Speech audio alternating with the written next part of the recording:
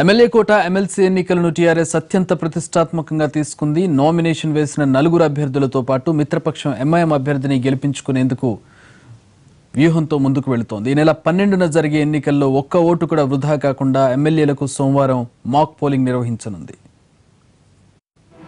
తెలంగాణలో MLA కోటాలోని MLC ఎన్నికలు ఉత్కంఠ రేపుతున్నాయి. 5 సీట్లకు 6 మంది అభ్యర్థులు బరిలో ఉన్నారు. ఒక అభ్యర్థి ఎమ్మెల్సీగా గెలవాలంటే 21 మంది ఎమ్మెల్యేలు ఓటు వేయాలి. టీఆర్ఎస్కు చెందిన 4తో పాటు మిత్రపక్షం ఎంఐఎం అభ్యర్థి గెలవాలంటే 105 మంది ఎమ్మెల్యేలు అవసరం. అయితే టీఆర్ఎస్కు సభలో 90 మంది, ఎంఐఎంకు 7 ఎమ్మెల్యేలున్నారు. అంటే ఇంకా 8 మంది ఎమ్మెల్యేలు టీఆర్ఎస్ అభ్యర్థికి ఓటు వేయాల్సి ఉంటుంది. టీఆర్ఎస్లో చేరేందుకు 3 కాంగ్రెస్ ఎమ్మెల్యేలతో పాటు టీడీపీ ఎమ్మెల్యే సండ్ర వెంకటవీరయ్య రెడీగా ఉన్నారు.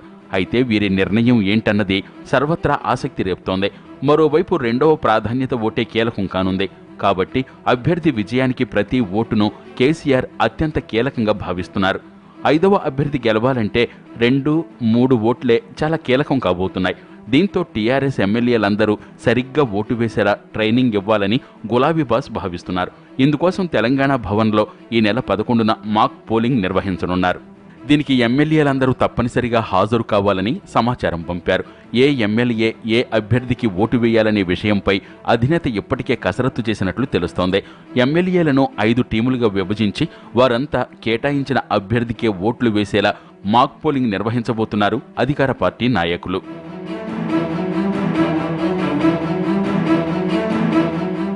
5కు 5 సీట్లు టీఆర్ఎస్కి దక్కే అవకాశం ఉన్నా తప్పులు జరగకుండా బయటపడాలని భావిస్తున్నారు ఆ పార్టీ నాయకులు.